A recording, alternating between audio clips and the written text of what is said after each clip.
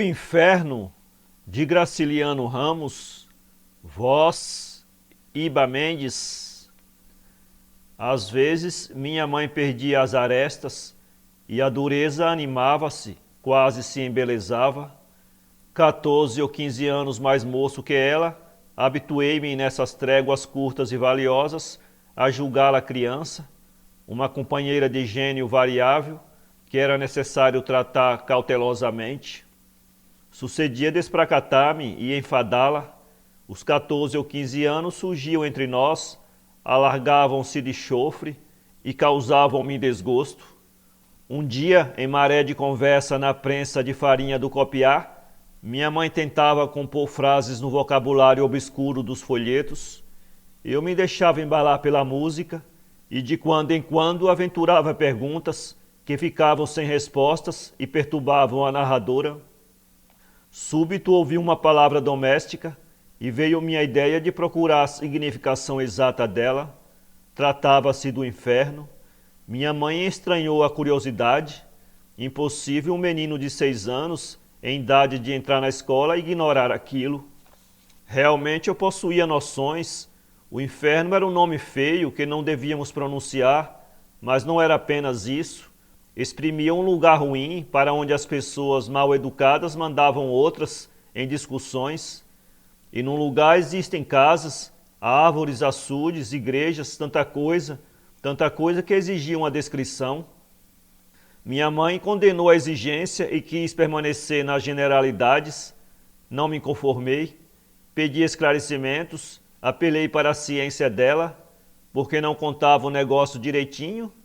Instada, condescendeu, afirmou que aquela terra era diferente das outras, não havia lá plantas, nem currais, nem lojas, e os moradores, péssimos, torturados por demônios de rabos e chifres, viviam depois de mortos em fogueiras maiores que a de São João e em tachas de breu derretido. Falou um pouco a respeito dessas criaturas. Fogueiras de São João eu conhecia, tinha-se feito uma diante da casa. Eu andara à tardinha em redor do monte de lenha que o moleque José arrumava. Admirando os aprestos, espantava-me de haver nascido ali de supetão um mamoeiro carregado de frutos verdes. À noite deitara-se na pilha uma garrafa de querosene, viera um tição, e eu ficara na calçada até 10 horas, olhando as labaredas que meu pai alimentava com aduelas e sarrafos. A gente da vila mexia-se, ria e cantava, iluminada por outros fogos.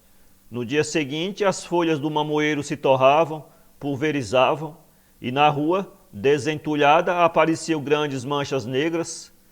Também conheci o breu derretido. No armazém, barricas finas continham substância escura que, pisada, tomava a cor das moedas de vintém, livres do azinhavre, raspadas no tijolo, molhadas e enxutas. Eu havia esfarelado um pedaço dessa maravilha, com um peso de meio quilo, junto à balança romana da loja. Tinha posto a massa dourada num cartucho de jornal, riscado um fósforo em cima e esperado o fenômeno. Uma lágrima correra no papel, alcançara-me o dedo anular, descera da unha à primeira falange. Largando a experiência, eu me desesperara, abafando os gritos, fora meter a mão num pote de água. Tinha sofrido em silêncio, receando que percebesse a traquinada e a queimadura. Quando minha mãe falou em breu derretido, examinei a cicatriz do dedo e balancei a cabeça em dúvida.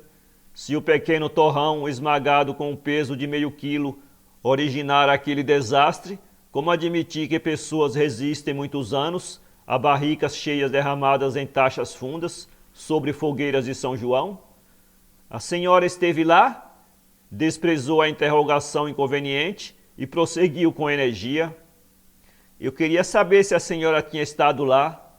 Não tinha estado, mas as coisas se passavam daquela forma e não podiam passar-se de forma diversa.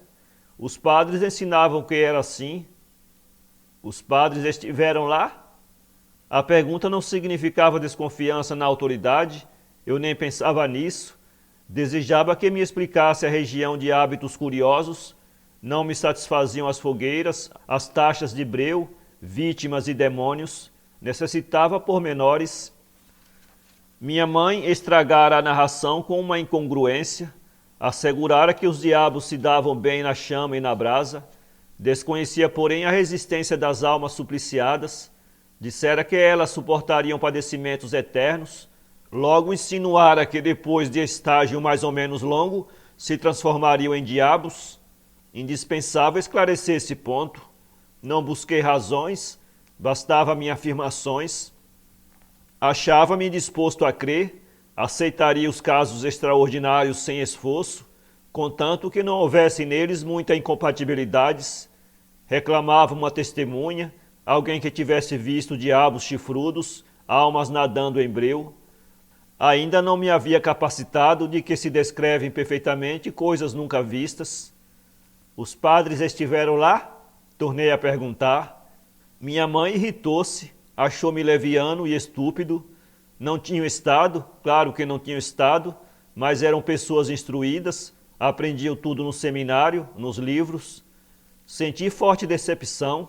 As chamas eternas e as caldeiras medonhas esfriaram.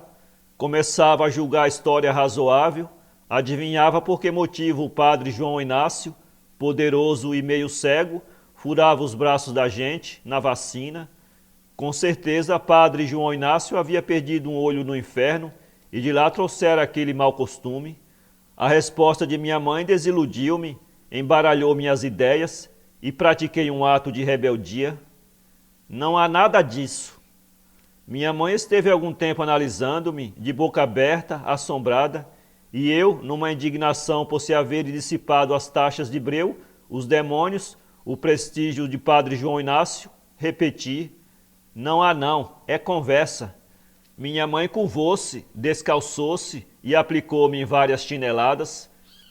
Não me convenci, conservei-me dócil, tentando acomodar-me às esquisitices alheias, mas algumas vezes fui sincero, idiotamente, e vieram-me chineladas e outros castigos oportunos. Para ler este conto, acesse www.poeteiro.com